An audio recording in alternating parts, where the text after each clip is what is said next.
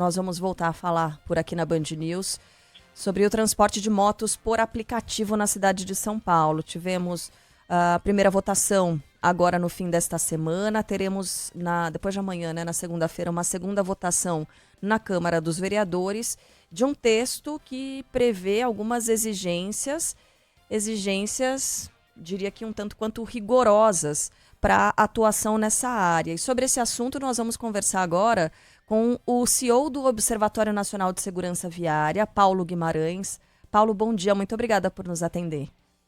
Bom dia, Carla, bom dia, pessoal do estúdio, bom dia a todos os ouvintes. Paulo, queria analisar com você aqui parte desse texto, que foi aprovado em primeira votação na Câmara Municipal de São Paulo. Queria ouvir a sua avaliação a respeito de alguns desses requisitos. Por exemplo, a gente falou sobre inexistência nos 12 meses anteriores de infração de trânsito gravíssima para os condutores, dessas motos, quem pretende atuar, quem pretende trabalhar com moto por aplicativo.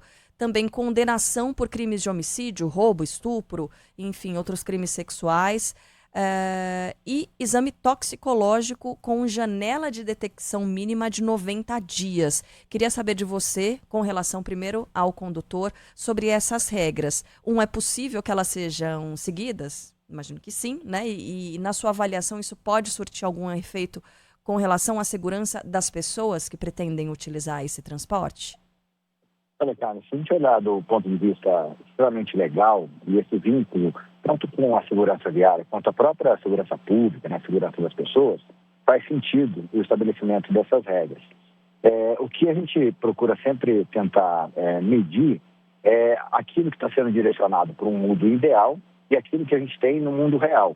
E o que eu quero dizer com isso? É que pode ser, tanto nesse caso do perfil e dos requisitos para o condutor, como também o que foi estabelecido como regras para a própria motocicleta, enfim, podem ser regras que inviabilizem o serviço. Existe aí uma gama de condutores. Pegar um exemplo desses requisitos, talvez o mais simples de ser atendido é não possuir uma infração gravíssima nos últimos 12 meses. Só que como essa regra passa a valer, vamos supor, a partir de hoje, colocar essa regra de forma retroativa, como é o caso, pode impedir muitas pessoas de se credenciarem pelo serviço e atenderem esses requisitos. Então, quando a gente olha do ponto de vista estritamente legal, faz todo sentido o estabelecimento dessas regras. Existe uma boa repercussão dessas regras na parte de segurança, mas, de certa forma, começa a deixar traços de inviabilização do serviço. Então, acho que o grande exercício dessa política pública é tentar equilibrar aquilo que é buscado como um mundo ideal e absorvendo aquilo que a gente tem hoje no mundo real. Porque aí a gente acaba caindo, eu não vou dizer que seja discussão puramente política, mas também política, de a Prefeitura de São Paulo já ter se colocado contrária à circulação das motos por aplicativo na capital paulista e dessa forma ter tentado impedir o funcionamento dessa modalidade de transporte. Aí vem com esse texto super rígido, tentando impor o máximo possível de limitações ali para que as pessoas não consigam cumprir essas regras para trabalhar com isso. Aí, o que a gente pode imaginar? Que isso vai parar na justiça mais uma vez, que talvez as empresas questionem na justiça se é possível que essas regras sejam impostas. No fim das contas, a preocupação com a segurança viária e a preocupação com a segurança de quem vai utilizar esse meio de transporte e também de quem não utiliza, porque o trânsito ele é composto por todos, a segurança ela pode acabar ficando vulnerável no sentido de a justiça ter que decidir, Paulo? Isso, exatamente. Se a gente olhar um pouquinho para a questão mais conceitual de tudo que está envolvendo, a grande busca, e acho que de todos os lados, é pela segurança dos motociclistas. Os motociclistas hoje são o principal grupo de vulneráveis, o principal grupo de vítimas, não só na cidade de São Paulo, mas no Brasil inteiro e em outros países que têm as mesmas características do Brasil. Então, a segurança do motociclista é um grande desafio. O que a gente tem nessa discussão é uma guerra de posicionamentos. E a gente defende muito aqui no Observatório que a construção de políticas públicas ela seja baseada em dados e evidências, o que não é o caso dessa discussão na cidade de São Paulo. E veja só, você tocou num ponto muito importante. Existe um posicionamento político com relação a isso. As empresas defendendo ali o seu negócio, enfim, a sua atividade, e o município de São Paulo, né, por meio do prefeito, enfim, de toda a equipe da prefeitura, afirmando categoricamente ser rigorosamente contra esse tipo de serviço. Então, o que a gente tem hoje? A gente tem uma demanda social, né, na cidade de São Paulo, a gente tem gente querendo ser transportada e gente querendo transportar, inclusive como talvez uma única possibilidade de atividade econômica, né, desses motociclistas, mas toda a discussão não está sendo baseada em dados e evidências. E quando isso vai para a decisão da Câmara Municipal, e assim, eu estou enxergando um horizonte muito distante ainda de resolução desse problema. A judicialização ela vai continuar, né, na minha perspectiva, ela vai continuar seguindo. E isso foi passado, né, a responsabilidade pela regulamentação, pela definição da lei, é da Câmara Municipal. E a Câmara Municipal também sofre influência política. Tanto que nessa primeira rodada de votação, apenas 38 dos 55 vereadores votaram. Então, 17 vereadores se abstiveram de opinar sobre esse assunto. Então, você vê claramente traços políticos nessa decisão e a regulamentação ela caminha, né, como houve uma determinação judicial para que a cidade de São Paulo seja obrigada a regulamentar o serviço, cabe ao município criar as regras. Mas como o município é contra esse tipo de serviço, ele cria regras que inviabilizam a prestação desse serviço. Então, na prática, a gente ainda tem um grande entrave e, na minha perspectiva, a gente está distante ainda de uma solução. Porque aí, em vez de uma discussão que visa garantir a segurança das pessoas no trânsito, é uma queda de braço para ver quem tem mais força. E aí, Paulo, eu pergunto o seguinte para você. A Prefeitura de São Paulo diz que seria uma carnificina permitir a circulação de motos por aplicativo na cidade. É possível que haja esse serviço sendo prestado com segurança na capital paulista? Olha, é possível, cara. A gente tem outras experiências ao redor do Brasil, experiências consolidadas, ainda mais nas regiões norte e nordeste do país, onde grande parte da população depende desse tipo de serviço por diversos motivos, seja pela ausência de um transporte público estruturado de qualidade, ou seja pela própria comodidade e opção de escolha das pessoas, mas existe sim esse serviço sendo prestado com segurança. O que acontece, e é legítimo também a preocupação da Prefeitura, é um modal que por si só ele já é arriscado. A moto, pelo seu porte, pela sua característica, ela já é vulnerável. Então, independente, se a gente olhar para a cidade de São Paulo hoje, com o serviço não regulamentado, com o serviço proibido, só tem duas situações. Primeiro, que a fiscalização da Prefeitura é incapaz de dar conta de toda enfim, a área da cidade de São Paulo. E esse serviço, ele já acontece de forma clandestina. Então, o que precisa ser trabalhado primeiro, de uma forma geral, independente se é um transporte por aplicativo, enfim, precisa ser focado na cidade de São Paulo a segurança do motociclista. Isso não vem só com proibição ou regulamentação desse tipo de serviço. Vem com redução e controle de velocidade, com melhoria da geometria das vias, com fiscalização e campanhas educativas para melhorar o comportamento e a convivência entre os condutores, motoristas, motociclistas. Então, é um assunto que ele ainda está muito distante. É possível, sim, de ser colocado ou ser exercido de forma segura, estabelecendo algumas regras. Parte da regulamentação faz muito sentido. Por exemplo, quando a legislação encaminha ali, por exemplo, algumas restrições de vias de circulação. Isso é algo que pode contribuir com a segurança. Então, regulamentar o serviço de forma parcial na cidade, atendendo regiões que são mais necessitadas desse tipo de serviço, que são mais desprovidas de transporte público, criando aí regras de um acompanhamento e com a participação das plataformas. Como a Prefeitura tem dificuldade, não tem capacidade de fiscalização de toda a sua área, o uso da tecnologia por meio de uma vinculação com as próprias plataformas pode ser uma boa solução para melhorar o controle dessa atividade. Mas, para isso, a atividade tem que ser viável. Tem que ter força de vontade, né? Boa vontade para discutir e se chegar a regras.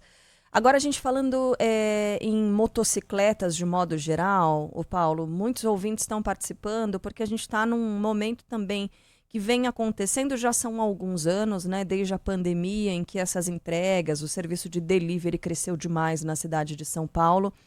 e a convivência entre motoristas de carros e os motociclistas, ela está cada vez mais tensionada, né? A gente está falando sobre esses motociclistas e aí eu percebo que são motoristas que estão escrevendo para cá falando sobre mau comportamento, falando sobre motociclistas que ultrapassam pela direita.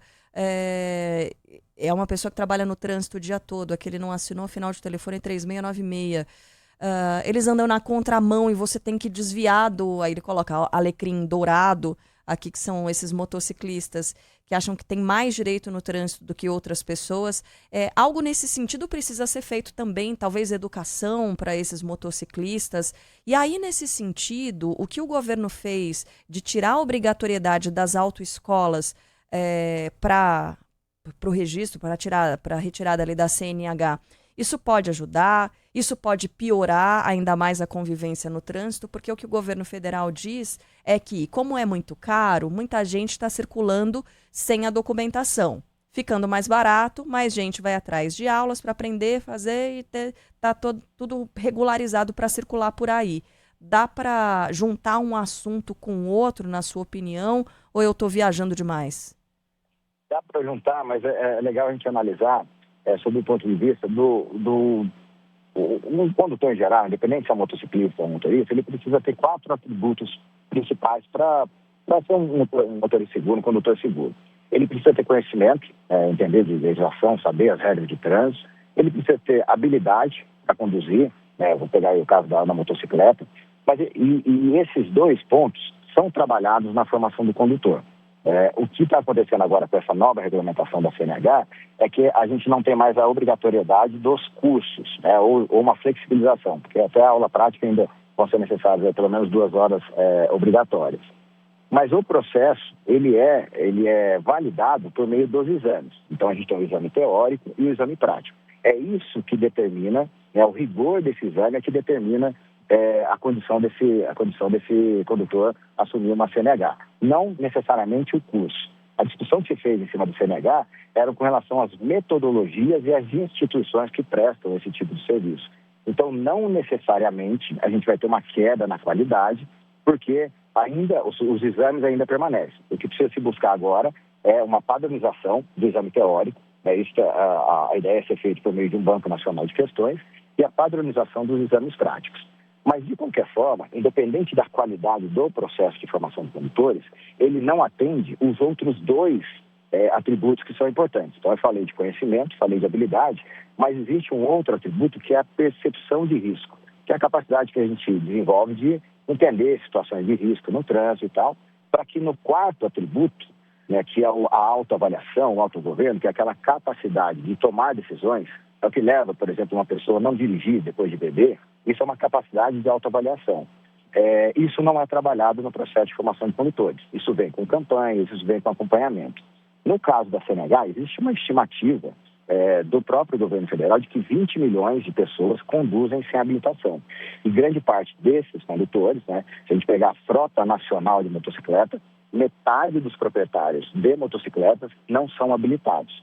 Então, quando a gente junta tudo isso no pacote, a gente percebe que, e se a gente olhar para esse motociclista, usar esse exemplo do ouvinte, esse motociclista, talvez ele não tenha muita deficiência de conhecimento, porque ele sabe o que ele está fazendo na rua. Ele também não tem muita deficiência de habilidade, porque a gente vê, em geral, apesar de eles serem imprudentes, muitos serem imprudentes, eles são habilidosos na condução da moto. O que falta é esse desenvolvimento da percepção de risco e da autoavaliação. E quando a gente leva para essa mesma fala desse ouvinte, de que a insegurança está ancorada nesse comportamento inadequado, isso pode até ser parcialmente verdade. Mas o que a gente precisa lembrar é que o próprio Código de Trânsito, a própria legislação, ela determina uma regra de prioridade. Ela diz que os veículos maiores são responsáveis pela segurança dos menores e eles, em conjunto, são responsáveis pelos pedestres e pelos ciclistas. Quando a gente olha sobre essa ótica, o que eu quero dizer no final de tudo isso é que, independente do comportamento inadequado de um motociclista, ele não precisa pagar com a própria vida por isso. Então, cabe a nós, motoristas de carros, de ônibus, de veículos maiores, zelar pela segurança desses motociclistas, independente do seu comportamento inadequado. Isso, né, quando a gente leva esse conceito para o trânsito, um conceito de mais empatia, de enxergar que atrás daquele capacete, atrás daquela viseira, daquele motociclista imprudente, tem um jovem pai de família, alguém que às vezes é um arrimo de família, que está tentando ali lutar pelo ganha-pão dele de cada dia. E isso, né, apesar de ele estar fazendo isso de forma inadequada, a gente não pode jogar ele para a margem da sociedade. Por isso, uma regulamentação viável é importante para trazer essas pessoas para dentro de uma formalidade, de uma regularidade, para que a gente possa ter, inclusive, acesso a eles, para levar informação, para levar conscientização.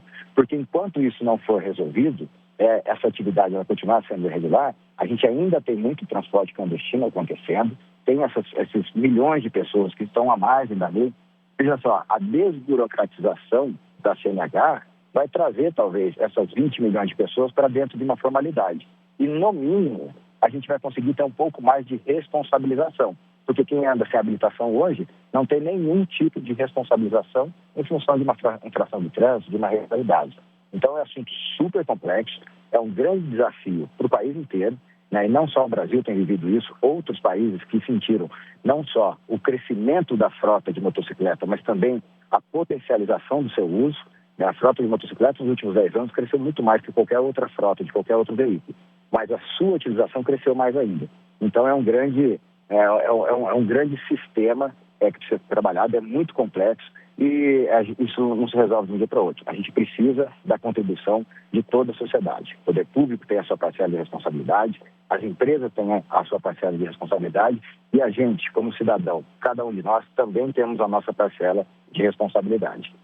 É complexo, mas dá para se discutir, mas é preciso ter boa vontade para se discutir. Paulo Guimarães, CEO do Observatório Nacional de Segurança Viária, muito obrigada por conversar aqui com os nossos ouvintes da Band News FM. Até uma próxima, Paulo. Obrigado, até a próxima. Um bom final de semana para vocês. Para nós.